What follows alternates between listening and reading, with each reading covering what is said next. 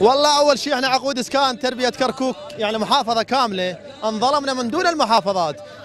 اول شيء لا شملنا بقانون امن الغذائي ولا بقانون الامن الطارئ ولا بالموازنه.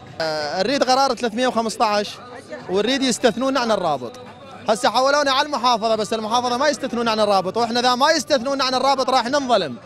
يعني حالنا حاله اللي يجي يسجل قديم، واحنا ابو 10 سنوات هذا الحج عنده 15 سنه عقد اسكان من دور الامريكان ولحد ساعتك هذه، فاحنا نريد حل يعني. عقد اسكان من 2008 متوسطة المفتول ناحية الرياض من 2008 وهسه احنا ب 23 ولحد الان مجاني، لا عقد وزاري ولا كل شيء.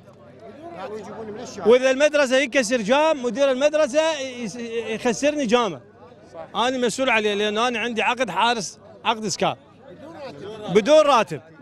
واحنا يعني كل الحراس من كل قوميات التركماني والكردي والعربي كل اخوان ان شاء الله ماكو فرق، وكنا يعني اصحاب عوائل وهاي نحرس المدرسه ليل ونهار وما نقدر نطلع يعني من المدرسه، نطلع ما نقدر نطلع نشتغل بس نطلع مسؤوليه، يطلع يصير شيء بالمدرسه احنا نتحمل كل مسؤوليه، سجن وغرامه وكل شيء.